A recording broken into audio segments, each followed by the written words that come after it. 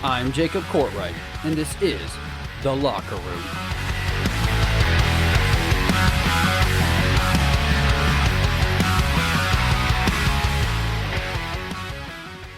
What is going on, everybody? Jacob Courtwright here with The Locker Room. So excited to have you joining me today on perhaps my favorite episode I've ever done. So make sure you are strapped in, you are ready to listen, you are ready to have some fun. Before we get started, as always, follow The Locker Room on Twitter, TLR with Jacob, on Instagram, The Locker Room Podcast 615, on Facebook, The Locker Room Host Jacob, and on TikTok, The Locker Room 22. Be sure to give our friends at FNX Fitness a like, a follow, and go buy some awesome fitness and health products.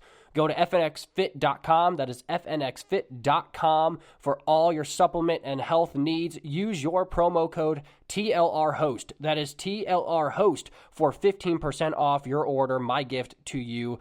Let's go.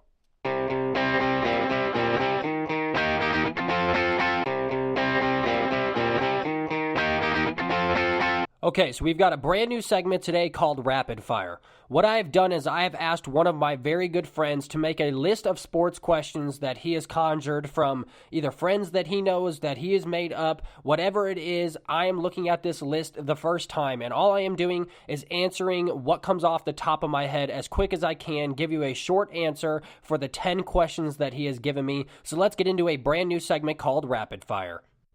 Question number 1, who has won NBA free agency and trades? That is simple, the Los Angeles Lakers. Unless the 76ers, Brooklyn Nets, or Los Angeles Clippers are able to acquire James Harden, this is a runaway favorite for the Los Angeles Lakers. Question number 2, who would I rather have at quarterback for the future, Taysom Hill or Jameis Winston?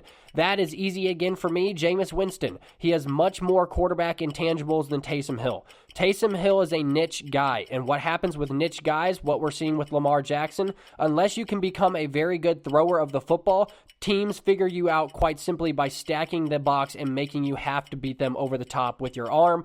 I don't think Taysom Hill has that quality of an arm, so I'm going to go Jameis Winston here. Number 3, the NFC East champion. Who is it going to be? I'm going to go with the Cowboys. Listen, they have the easiest schedule left in the NFL. Andy Dalton seemed to play very well on Sunday, and right now they're my runaway favorite, but I would not count out the New York Football Giants. Question number 4, Dustin Poirier or Conor McGregor? Who is going to win that match? Conor McGregor.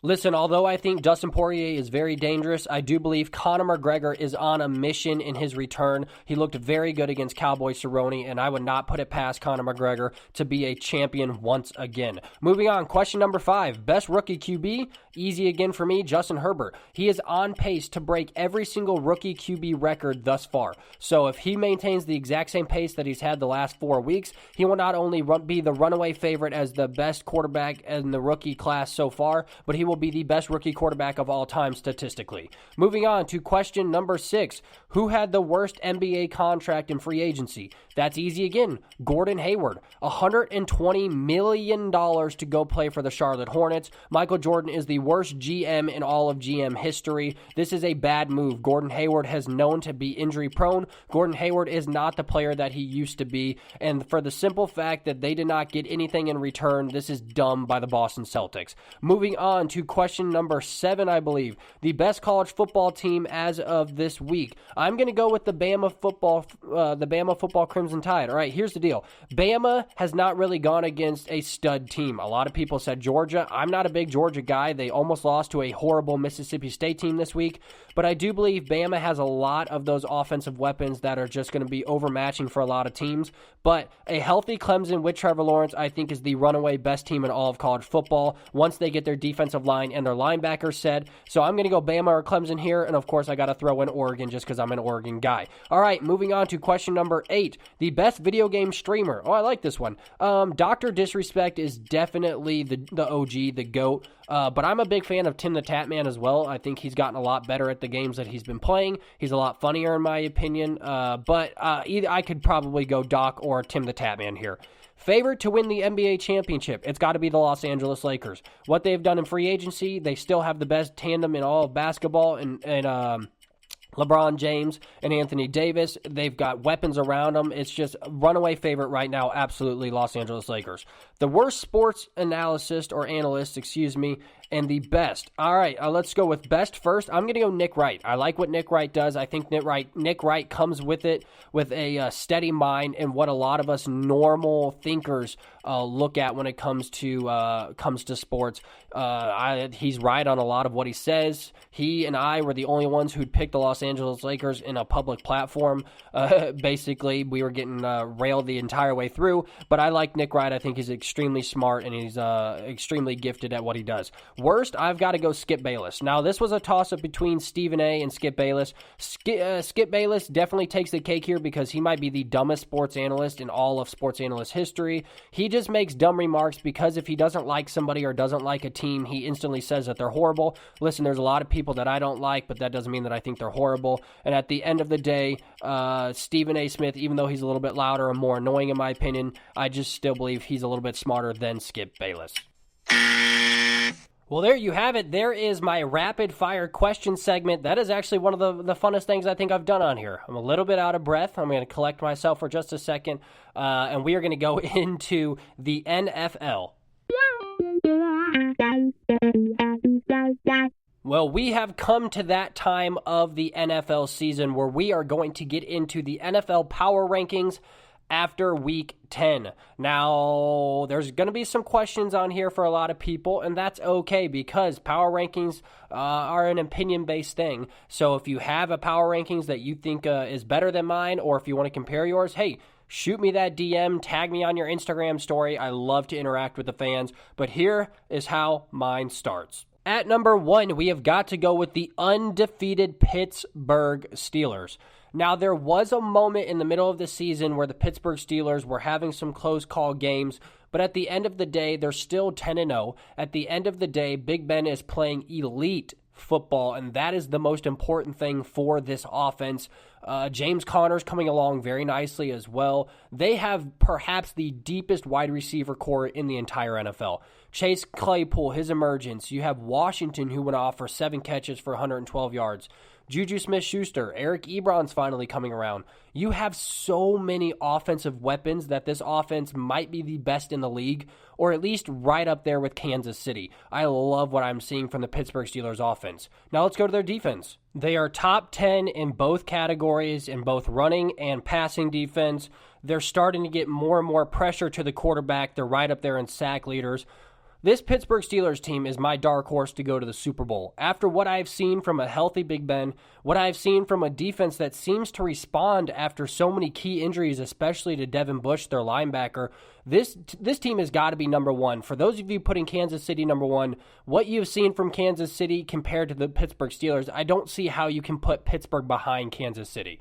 And that being said, I've got Kansas City at my power ranking number 2. Listen, they had a big win over the Raiders in this Sunday evening's football game, but they have shown weaknesses, especially against a team like the Raiders, who I don't have them in my top 10. They're right on the outskirts at 11, but the Raiders are a team that is giving them problems, and they're showing us a recipe for beating Patrick Mahomes because they've done it once, and they almost did it again if it weren't for Derek Carr being just a little bit off par towards the end of the football game. The Kansas City Chiefs have no defense. Let's be honest. The Kansas City Chiefs have absolutely no defense, and that is the biggest reason why they're struggling. That is the biggest reason why they're having to outscore their opponents. Now, this worked all of last year, but the problem is this year there's too many good defenses that if they can get a couple stops on Kansas City, can get a couple scores ahead of them, and at the end of the day, your luck is going to run out on these 10-second drives to win football games, even though Patrick Mahomes is so fantastic and their offense is so fantastic at scoring late. I don't like what I'm seeing from their defense. I think it's going to pose real problems, especially in the playoffs. Coming in at number 3, the New Orleans Saints. Here's what I love about New Orleans. Their defense has started to show out. Having 8 sacks, now granted it was against a horrible Atlanta Falcons team, is still a big frickin' deal because there's horrible teams all over the league. The Jets, the Jaguars, the Browns. I know they look like they're good, but I don't believe the Browns are that good of a football team. When your quarterback can throw 119 yards and no touchdowns and you win the football game, you've got a lot of problems there, all right? They are the Chicago Bears. Trust me, I'm a Bears guy. I'm from Chicago. I know what having no quarterback looks like, and that's what the Browns are. Back to what we were talking about, though. The New Orleans Saints defense is what has single-handedly kept them in a lot of these football games and what has won them a lot of these football games against good competition. They dominated Tom Brady. How? Getting him to turn the football over 3 separate times. They dominate their teams with their defensive line, basically. Their defensive line has been phenomenal. They've performed, in my opinion, the best in the entire NFL thus far. Now, if they can start getting some steadiness at quarterback or some efficiency at quarterback, listen, Taysom Hill had a nice game on Sunday. If it wasn't for having Michael Thomas and Alvin Kamara and then Taysom Hill being able to just run, I feel like the Saints would have lost that game. If Jameis Winston's at quarterback, I feel a little bit better. Of course, they need a healthy Drew Brees to really push them far into the playoffs. But that being said, they definitely deserve to be up here at number 3. Number 4, a team that took down Tom Brady last night, the Los Angeles Rams. Here's the deal. I love the Rams. Their defense is playing top notch. When Aaron Donald is playing at this level, you have got to be kidding me, because Aaron Donald not only is the best defensive player in all of football, he's the best player in all of football. When Aaron Donald's playing at this level, he can propel your offense, propel your defense to top in the league single-handedly just by being a defensive player. And I know a lot of people are saying, I don't understand how he propels the offense, because he's giving the offense time of possession. He's giving the offense more and more chances to score the football because of his sacks, because of his presence, because of his tackling, because of his leadership on that defensive side. This Rams team is dangerous. Cooper Kupp and Robert Woods are 2 of the most underrated, underappreciated wide receivers in all of football. Jared Goff is doing what he did best when he went to the Super Bowl, being a very good game manager. Listen, even though Jared Goff went over for 300-plus yards and a couple touchdowns Sunday night, this is not what has to happen for this team to win football games. All Jared Goff has to do is be somewhere around 250, 260, have no turnovers, have 1 touchdown to Robert Woods or to Cooper Kupp, and just manage the football game, because Darrell Henderson Jr. is doing a great job in the backfield as well. I really, really like this Rams team, and they're showing me flashes of who they were when they got to the Super Bowl not too long ago. Now, at number 5, there was quite a lot of teams I felt like I could plug into this spot right here. But at number 5, I'm going to go Seattle Seahawks. What they did against the Cardinals in their last matchup, being able to take hold of that division, what Carlos Dunlap is doing on the defensive side of the football for him is changing the landscape of this team. Now, I still believe they are very challenged on the defensive side of the football. I mean, they're giving up 300-plus yards every game, whether it's through the air or on the ground. Carlos Dunlap is giving them at least a couple possessions back by getting this defense to get some pressure to the quarterback. Their defensive backs are starting to step up a little bit. I felt like their linebacker core is slowly coming around with Griffin getting back in there and getting healthy. And then offensively, when you have DK Metcalf, Russell Wilson, and Tyler Lockett, I don't really care who's at your running back position as long as they can give you 70 to 80 yards and a touchdown a game. That is all the Seahawks offense needs to really be effective in the way that they need to, is have someone like Carlos Hyde who plugged in and had 87 yards and a touchdown. Because on the wide receiver core, they are deep, they are stacked, they've got 2 studs out there, and they just need a running back to be able to stay healthy and complement Russell Wilson, and that is why I've got this team at 5 right now. At number 6, a team I felt like I could have put at number 5, but because of their loss this week, kind of just tainted the taste of this a little bit. Green Bay. Now, here's what's interesting about Green Bay. In all of their games this year, when they face an opponent with a winning record, they have lost. Now, I don't think that is indicative of them being a bad football team. I think it's indicative of how they prepare for good football teams. Every team with a winning record, they go in and lose to. This is sad because they have had leads in every single one of those games as well, and a lot of those games they've had 2-score leads. Against the Colts, at one point they were up 14 points. At halftime, it looked very grim if you were an Indianapolis Colts fan. But for some reason, they fall apart in the second half against better teams, and that is what happened again on Sunday. They have irrational turnovers, just simple fumbles when it's not like it's a hard hit. It's just contact fumbles. They're getting contacted, balls going out. Valdez-Scantling had a massive fumble that changed the entire course of that Colts game. And then Aaron Rodgers is just not being efficient enough. Listen, Aaron Rodgers was able to push his team all the way down to get it into overtime, but Aaron Rodgers has been very inconsistent as of late, which is not who Aaron Rodgers is. So that's why I kept them up at 6, because they're doing things that aren't characteristic of what they usually do. If Valdez-Scantling doesn't fumble that football, 90% of the time, that is an easy Green Bay win. If Aaron Rodgers doesn't overthrow a couple wide open targets, that's an easy win. If their defense can stop making dumb mistakes, they lined off sides, I think, 7 times at the end of the game. Now, granted, if you watched that game, you wanted to pull your damn hair out your head because you watched the Indianapolis Colts literally have 5 holding calls in the final 2 minutes and 30 seconds. So I know if you're a Colts fan, you were losing your mind. But on the flip side of that, since we're talking about Green Bay, I mean, Green Bay had 7 offside calls all day. It was just pathetic performance from the defense.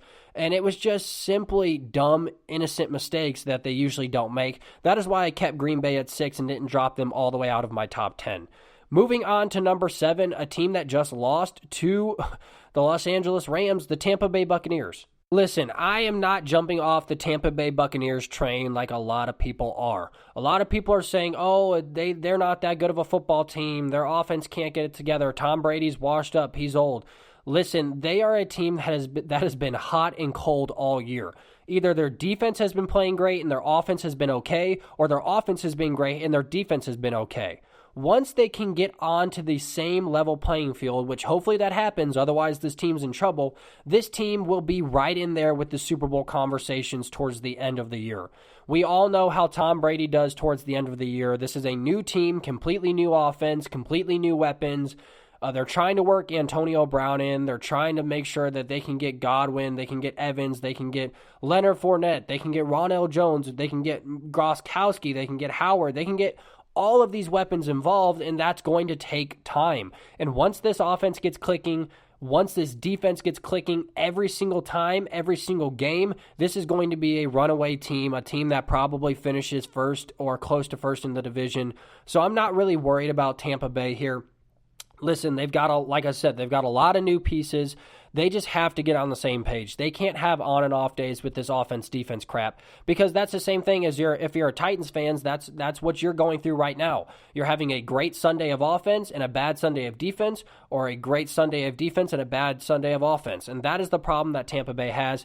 Once they can settle this down, once Tom Brady gets more comfortable, once they can get everybody included in the offense, I believe that this team is right on its way to be in Super Bowl contention. All right, well, I know that a lot of you who follow me, a lot of you that know me from Nashville, watch my Titans takes, are going to be excited about this one. The Tennessee Titans coming in at number 8 for me.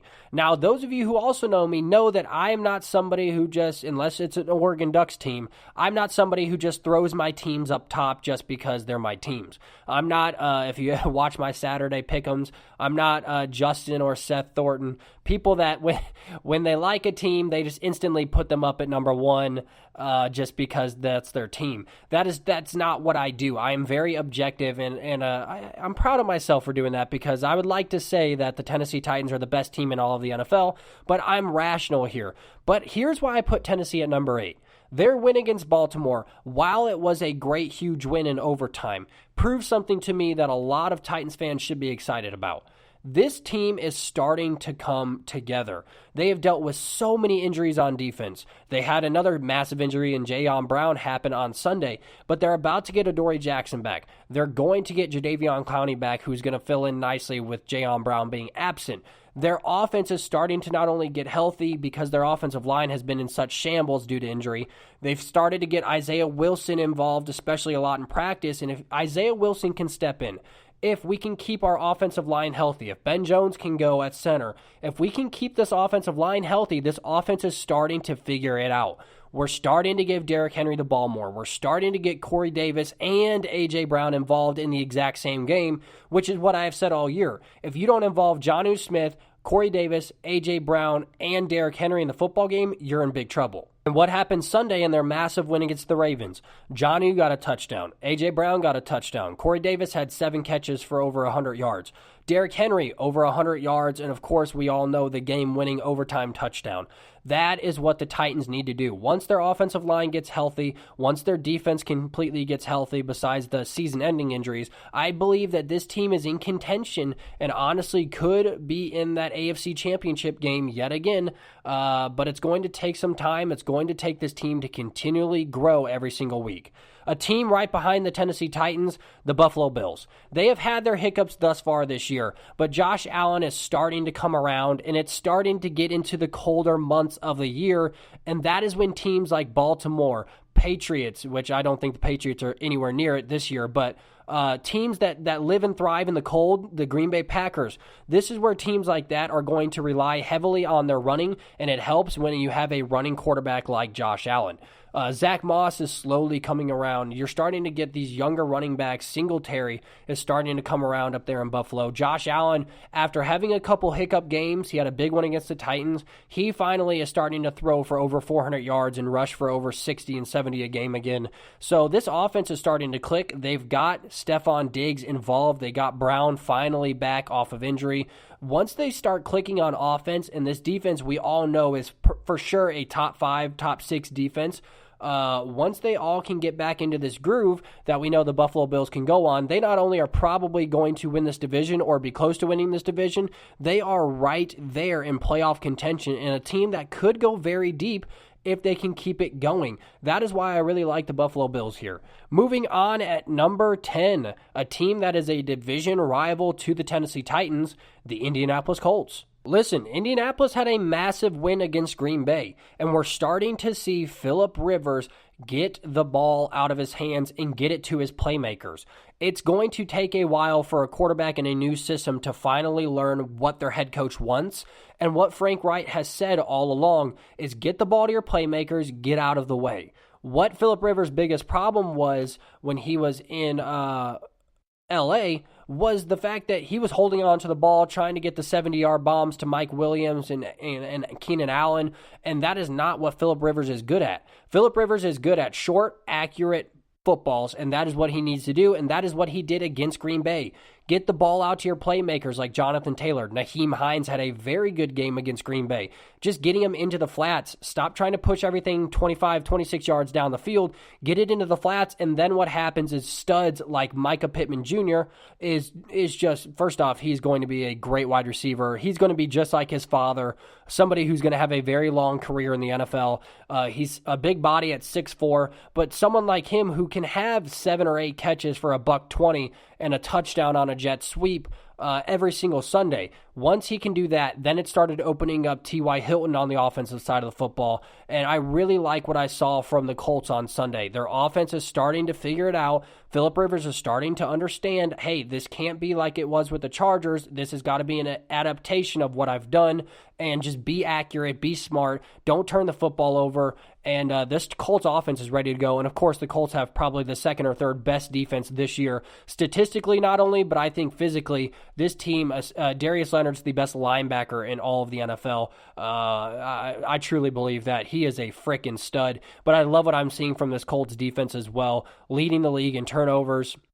And I think that this Colts defense is just going to continually get better now that they're starting to get healthy. They had some injuries off and on. Darius Leonard was out a week. Rhodes was out a couple weeks. But now that they're here, they're healthy. The Indianapolis Colts and Tennessee Titans game is going to be one of the biggest games in all of football this coming Sunday. Not only is this probably for the division, but this is going to be a staple game of which one of these teams is going to not only emerge out of the AFC South, but emerge and be a contender in the AFC. I truly believe that. So keep your eyes on Sunday for the Indianapolis Colts.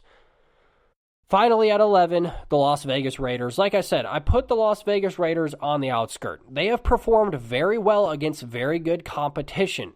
I like the Las Vegas Raiders.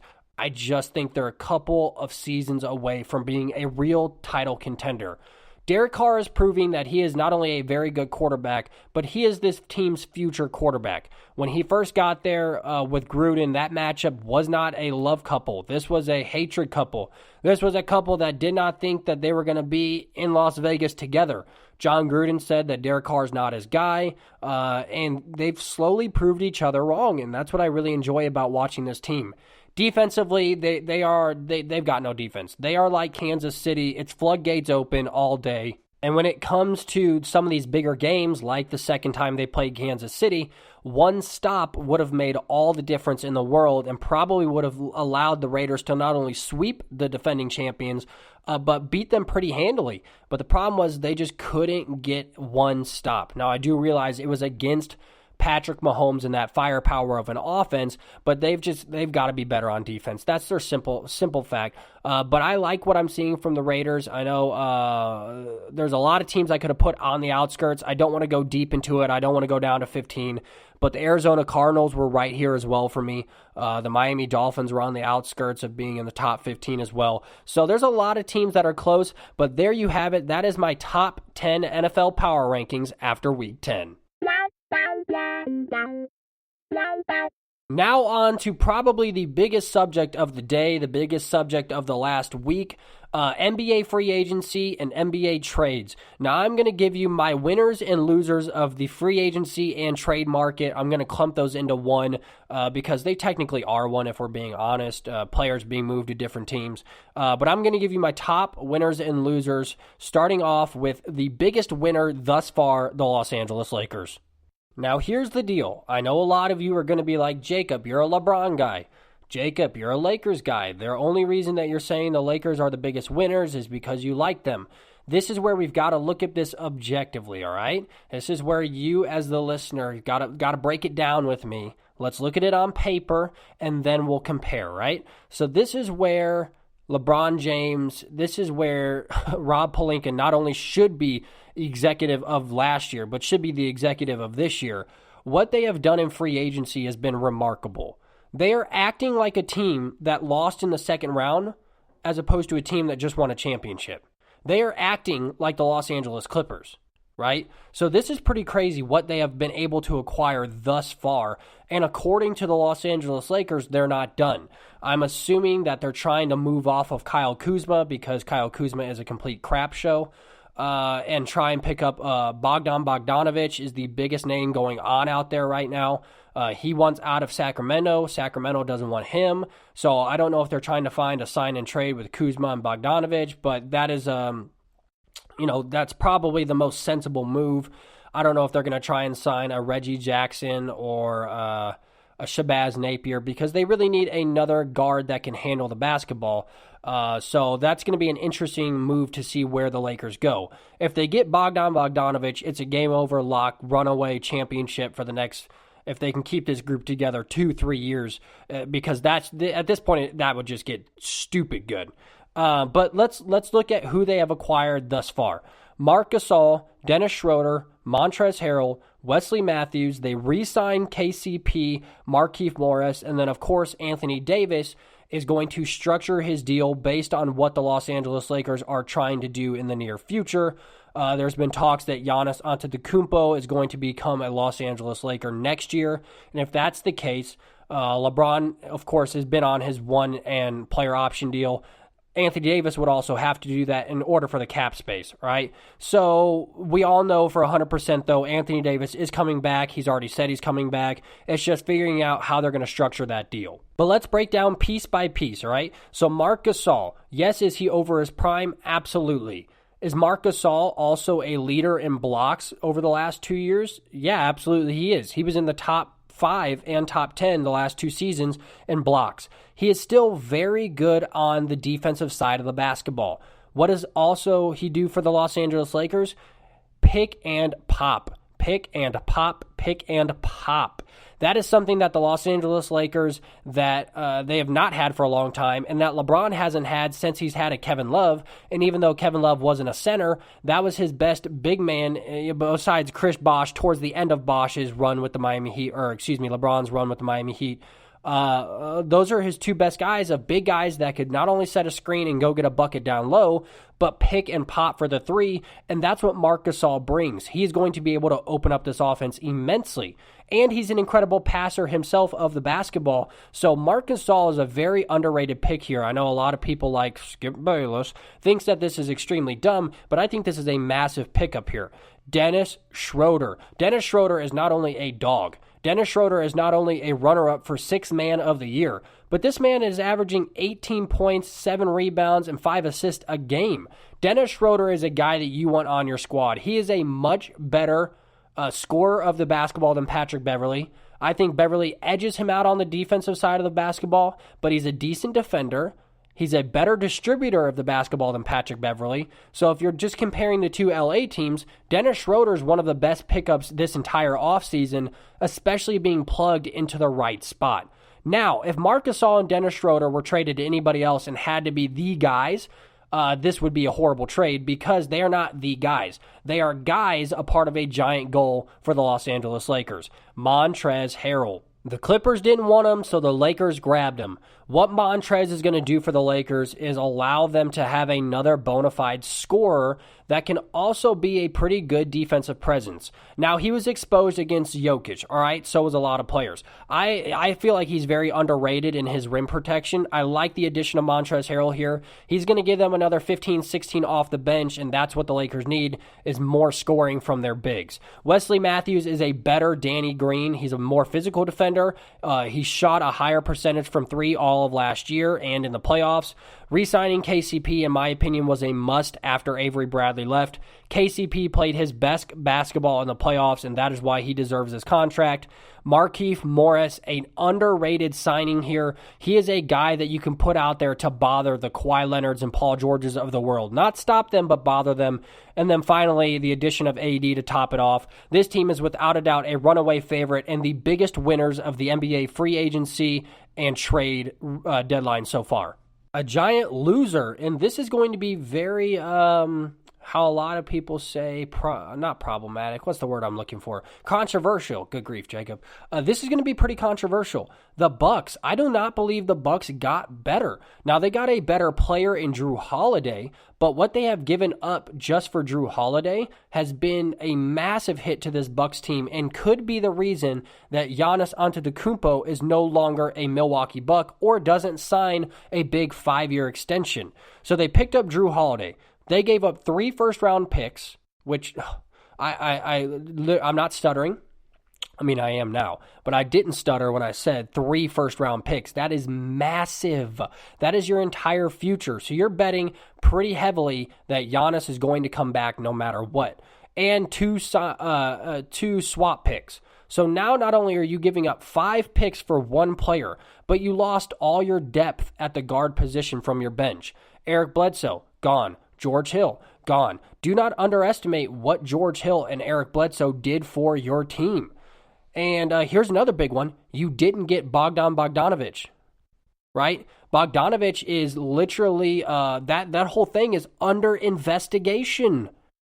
So not only do the Bucks overpay for Jrue Holiday, who I think is a talented guard, but is not the best guard and is definitely not worth 3 first-round picks and 2 swap picks, but you're under investigation because of shady business going down with Bogdanović, and you lose all of your bench depth in Bledsoe and Hill, and you lost Matthews to the Los Angeles Lakers. Matthews was a starter for you. Now, they still haven't re-signed one of the Lopez brothers, which gives them more depth off the bench. So the Bucks have gotten, in my opinion, not only worse, but have dismantled their bench, which has been their strongest suit over the last couple seasons. It's very hard for me to confidently say this is a Giannis Antetokounmpo extension without a doubt. I mean, I'm sure he's looking at Miami. I'm sure he's looking at, taking a year and then going to Los Angeles. I don't know if that's what would be best for him, but that might what he end up doing based on what is going on in Milwaukee right now. I mean, it's pretty much a mess up there in Milwaukee, and I do not believe they got better. I believe they got a lot worse. And to throw the cherry on top of the horrible Sunday, they're under investigation. So, moving on, let's go to the 76ers, a win for the 76ers. Now, on paper right now, they're in talks of trying to get a James Harden. They're trying to find another plug-in guy that could be a star with Embiid and Simmons if they decide to hold those 2 guys together. What they did best was get rid of Al Horford's god-awful contract. That contract was worth $81 million that they now do not have to pay to a washed-up Al Horford. Al Horford would have benefited going to a Los Angeles Lakers if he didn't request so much daggum money, and that is why Al Horford not only has sunk his career and his chances at going to a championship, but I'm sure he probably doesn't care because he's going to be worth $81 million at the end of this. But they got rid of that god-awful contract, which was the biggest burden, I believe, on this organization. And they picked up two very good wing players in Danny Green and Seth Curry. Now, Seth Curry is a very underrated scorer and a very underrated defender, and he is coming to help them with one of their biggest needs, and that was guard play. Last year, they were pathetic at guard play. Adding Danny Green, who I do not believe Danny Green is still in his prime. I believe Danny Green has some issues, especially in the playoffs. But Danny Green is a good D&3 guy. And then you get Seth Curry, who is a good D&3 guy and also a little bit feisty and brings an edge to that wing position. So I really like what the 76ers have done thus far. And if they can add a James Harden and get rid of Tobias Harris or whoever they would have to, that is a move I would definitely pick up if I'm the 76ers. So be interested to see where the 76ers go after such a big win and dumping off a horrible contract, making a lot of room, and picking up two quality guards. Moving on, the Boston Celtics. Big loss. This is one of the most sure losses thus far this year. My biggest problem with the Boston Celtics, now I know a lot of people are saying, well, they re-signed Jason Tatum to a massive contract. They still got Kemba Walker. They still got, Jaylen Brown, They've still got a group of good players like Marcus Smart. Here's my problem with the Boston Celtics. The Boston Celtics are always going to be good, but they are never going to be great. And that's where my problem with Danny Ainge comes in. Everybody praises him as one of the best GMs in the entire league. He's a GM that you need if you want a championship. The problem is he has not put the right personnel in place to win a championship in Boston. With all of this young talent, with good to great, honestly, role players. I think Marcus Smart's a great role player. I think Jaylen Brown's a great role player. With good to great role players, with a decent team, if you added a dynamic player, like get rid of Gordon Hayward and you added a dynamic player that would help your team, this could be a championship roster. Gordon Hayward had discussions with a sign-and trade with Indiana. Now, they were talking about maybe even getting Miles Turner for that, which Miles Turner is wasting his talent in Indiana right now. He would fit perfectly with a Jason Tatum, Jaylen Brown, a Kemba Walker, a big body guy that can score the basketball, more importantly, play defense and rebound. So I don't understand why they let Gordon Hayward go and didn't try and get a sign and trade and pick up Miles Turner and maybe a draft pick, or Miles Turner and maybe another acquisition from that young Indiana team. I'm very, very confused with what the Celtics have done. That's just the Gordon Hayward aspect of it thus far. They keep Kemba Walker, who in my opinion not only costs a lot, but has been unhealthy for the entirety of his career with the Boston Celtics. And they gave Jason Tatum a crap load of money, which is great for a team that is always going to be in the conversation for the Eastern Conference Finals, but probably not in the Eastern Conference Finals, at least for the next several years, unless they go get a stud guy. And they missed an opportunity to really beef up this team with Gordon Hayward. They missed an opportunity to try and unleash Kemba Walker on somebody else and pick up another smaller contract with a good complementary piece. Honestly, a Drew Holiday sign and trade would have been massive. Get Kemba out of there, pick up a Drew Holiday, which in my opinion is a little bit better guard. He would have played better off of a lot of those guys in the Boston Celtics era. And my opinion, or my problem with Kemba Walker is just for the fact that he can't stay healthy or stay on a basketball court. And when he does, he's good. But the problem is we have not seen enough games of him in Boston thus far. The Boston Celtics missed a whole lot of opportunities, and I think Ainge is definitely the biggest person to blame there because they could be the Eastern Conference champion and contenders every single year. Moving on, another big win, though, the New Orleans Pelicans, a team that I did not think I was going to say is a big winner in this trade in free agency. They picked up not only 3 first rounds for Drew Holiday from the Bucks, 2 pick swaps as well with that. So their future is solidified. But they picked up a stud big man in Steven Adams, and do not underestimate that acquisition. They just re-signed Brandon Ingram to a massive 5-year contract. They got Eric Bledsoe, who could be a starter in this league that is probably going to come off the bench for New Orleans. Steven Adams and Eric Bledsoe, not only does Steven Adams make this team a nightmare to play because now you have Zion Williamson, if he can stay healthy, in quotation marks. Not only do you have Brandon Ingram, who can score the basketball, but now you have depth coming off the bench. You got rid of Drew Holiday, who was a little bit stagnant with this offense. So you're going to get a lot more fluidity on the offensive side of the basketball. You got Steven Adams, who is a great big man in this league.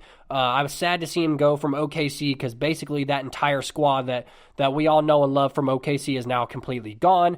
But I think this is a good fit for Steven Adams. He's going to be great with some of these younger guys. And the New Orleans Pelicans, in no means are they on their way to a championship, but they are going to be a team that is a nightmare to deal with, and that is why this is such a big win for them. They also have solidified their future with all the draft picks. Lastly, we come to the loser of the day, the Nuggets. Here's my problem with the Denver Nuggets. On paper, everybody's still saying that they're really not that bad of a team. They're pretty good.